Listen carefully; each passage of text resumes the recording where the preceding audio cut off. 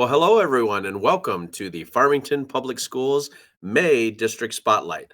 I am very, very excited to be joined by our friends from Warner Middle School. We have our wonderful ELA teacher, Mrs. Lindsay Diem, and our seventh grade student, Samriddhi Pathak, who is going to talk to us about persona poetry.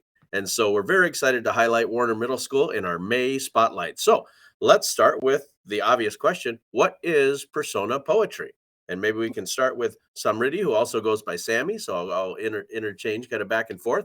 And Mrs. Diem. So what is persona poetry? I describe persona poetry as like getting into a character. So basically, you like write it not as yourself, but you embody the character and you get into the character's mindset. So like whoever you're writing as, you try to like see things through their like perception. Persona also in Latin means mask, right? So you're putting on the mask of someone else. It encourages empathy, things that we might not see from our perspective, right? We're seeing from someone else's perspective. And it could be a human character, like a character from a story, or it could be an inanimate object. Could be a chair, it could be a flower, right? Okay. So putting yourself in their shoes and putting on that mask. That's one of the questions I was going to ask is, does it have to be a person when you think of persona? But obviously you've answered that. It could be any kind of alternative representation of a person or a thing that you as the individual are expressing through poetry. Right. We actually did a really cool one where we were taking on the perspective of a cactus. Oh yeah. Yeah. The cactus That was poem. very We had interesting. we had Very some of the interesting. kids that got that it was a cactus. Uh-huh. We had some pretty cool clues. It was puts a flower in your hair, or in the end was don't touch me, don't touch me. Oh, okay. And some of the kids really got it. I don't know. Very interesting. I think I was a little bit confused on that one. It's But it almost was fun. kind of like charades a little bit. It's trying to guess Right. who you So are. a good way to kind of dive into it because it's a little bit easier, right? Yeah. Than getting into the characters. So when you got into the unit, what kinds of activities did students do in classes to learn about persona poetry? Do you want to take that and then I'll Sure. We looked at slam poetry. That was like a form of poetry we looked at where like people really like when they were talking about their poems, they really like emphasized like words and stuff and they acted out how they felt. And we also like read excerpts of like little like assignments where we like had to guess like who this poem was like embodying. Okay. we something really cool about persona poetry, or even getting into any kind of poetry in general, is that when you think of slam poetry, so someone kind of reading their poem out loud to an audience, you don't think of persona poetry. Right. But it was a good way to introduce the concept of poetry, to kind of get them excited about it and show them. I had a huge tie-in with social and emotional learning in this unit. And I wanted to show all the mental health aspects of it. So we did a lot of slam poems to start, and it didn't really connect to persona, but I just wanted them to see those devices. And then we kind of went into more poems that were persona poems. So we did the cactus poem, right? We did a poem about 9/11, where the persona was a window washer, kind of experiencing all of it. Wow. We did another one where it was the song Lost Boy by Ruth B. And she was a lost boy in Neverland. So we watched the video and then they actually analyzed the lyrics. So that was kind of cool. The ending result of it, you want to tell them about what we did at the end of the unit? Yeah, so we basically, at the end of the unit, we had to make our own persona poem, and it was for a character in a book we were reading. So that's basically what I have to show. Yeah, and so they had, we had these huge posters outside my room where they had to they got a blank face, and they either had to imagine what the character would look like, or they could do it off the cover. Yeah. And then they wrote their poem in that perspective. So it was kind of the ending point. That is outstanding. Well, you touched on a couple of themes, and one of the beautiful aspects of poetry in general is kind of this form of expression and almost an opportunity to heal or to share things inside of you that you're feeling. And so, can you talk a little bit about to what extent maybe the pandemic played in the formulation of kind of persona poetry and this unit and these activities? Because you touched on some pretty sensitive topics there. Yeah, so I was virtual during the pandemic and teaching. And when we came back in person, we saw a little bit of disconnectedness with kids, right? It was a little bit harder to come back. It was harder to kind of throw ourselves to work with other people, I would essentially say, in the classroom.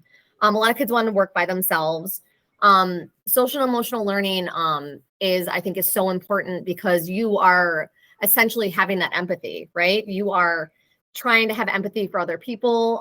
And when you work through it in these poems that had such deep themes in it, you're having empathy for other people. And it's more self-expression and self-regulation for yourself and your own emotions. I think that by looking at poems that had themes of grief and loss, and having the students reflect upon it, they're able to reflect upon their own experiences during the pandemic. And we talked a lot about that. We talked a lot about, 9/11, and a lot of the students, were not alive during 9/11, but it was a really horrible event. And I said to them, have you ever experienced, an event that impacted you like that? And I think that a lot of the kids didn't even recognize, that it was a trauma. And it's a way of self-healing almost. Absolutely. And Sammy, do you see that either in kind of your approach or your classmates' approach, is that you can really address kind of sensitive topics through poetry? Yeah, for me, it's like whenever I write persona poem, I could definitely I felt like I could relate to some of the stuff we did. I remember that it was this one poem we wrote. I'm not sure if it was in this unit, but it was about this girl, and she was talking about how, being from a different country from the outside and then being in America, how it's different when you have these two different cultures that clash. And when I read that poem, I could definitely, relate to that. And it was it's kind of an exciting moment for me. Almost. Was it the Rupi Kaur poem? Yeah, it was. So we read the immigration poem. Yeah. So we read I chose Rupi Kaur because she's a particular poet that a lot of the students have read her book, Milk and Honey. And the poem was about her parents' immigration experience. Yeah. And about how they felt disconnected from America, and that they tried so hard, to provide the life for their kids that they didn't have themselves. Sure. And just having that appreciation for your parents. And I think that's what you're talking about. Yeah. It was a beautiful poem. Yeah. I had a lot of positive feedback on that one. Oh. Yeah, well, it's very clear that that these forms of expression, I mean, sometimes things like poetry or dance or music or art, they're ways for people to express not only their joy but to address some challenges in their own past as well. So right. And I think something really cool about this unit too is that it's non-traditional, right? We could take traditional poems, we could take classic poems, but by taking things that are current and issues that kids can relate to and can have some of that feedback from, it just makes it that more of an impactful unit.